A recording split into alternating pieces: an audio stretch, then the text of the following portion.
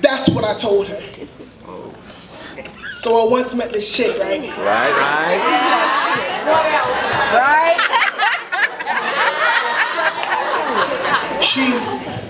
She walked as if the moon was tied to her hips, and the swish of her seductive spirit sunk souls in her tide. And yo, I know men who have died denied by her curve. But she looks slam innocent. But she speaks the way you'd expect a dragon to. Speaks as if Orion himself held conference with constellation just to constantly carry the sparkle to her iris. But it was in those black hole pupils that I was taught to see what true light is. See, too many men fall captive to colored irises. They fail to realize that even chicks with vanilla bean frappuccino complexions and eyes as green as envy still drink their coffee black, that the whitest smiles still hide the darkest intentions. And maybe you would have seen it if you would have taken the time to see the espresso stains on her teeth. But substance means nothing in a world of whipped cream toppings and vanilla shots. See, this chick taught me to hold only one truth as self-evident, that all men are created equal, as long as their skin is lighter than mine. She said, your poetry is beautiful. Just don't let that ink stain your skin. And she always loved the piano. Always serenaded with the sweetest symphony until I saw that everything she played was in C major. She never wanted her fingers to touch a black key. She never wanted her fingers to touch a black key. She said they always came up a little bit too short for her fingers. She said they always sounded a bit off key. She said they were always a half step behind the others. She loved the visible diversity of piano keys, but couldn't quite bring herself to devote her attention to the black ones. My God. Unless she was forced to next to the signature of the time. See, I remember the first time she asked for my name. I'm foreign. So she was trying to give me security and something social, so I told her my name was Oneil. And the name sounded just Irish enough for her. So our conversation continued until our converse became an issue, but I lingered long enough to capture her name.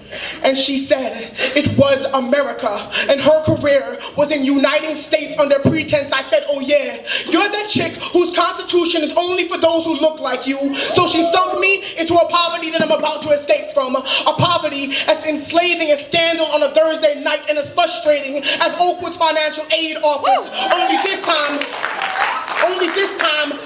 it's been 22 years and I still ain't cleared. I remember sitting on used couches watching Arthur at 15 years old because it was the most interesting thing on the local channels, and gunshots were the cadence to which car alarms sang in the lullabies of my childhood, because America's chosen only live in gated suburbs far away from our black plague. It does something. It does something to your psyche growing up thinking that you are the disease of American society. And I don't need anyone to tell me that Willie Lynch's theory is still in motion, because I've experienced it firsthand. And if you don't know who Willie Lynch is, please look him up, because this ain't no fairy tale. We need our tale told fairly. The government is failing, but it's only the banks that they're bailing out.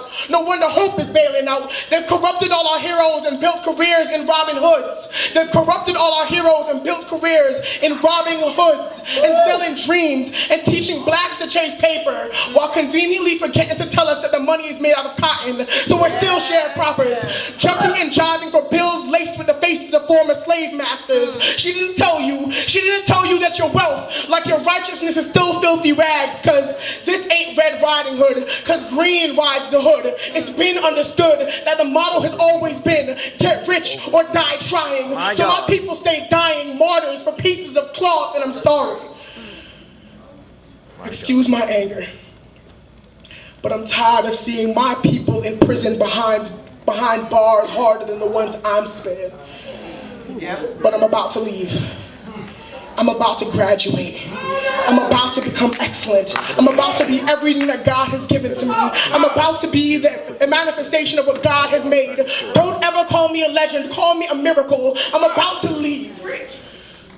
And it's gonna be left to every individual in this room to tell her Give America a reason not to judge you for the color of your skin, but by the content of your character. And if that is going to be self-evident, it must first exist among us. Because I don't care if you are light-skinned or you're dark, because the heart of the matter is that a half-breed hurts just as much as nigger or coon. And all of those names are references to animals, so don't give her an excuse by acting like one.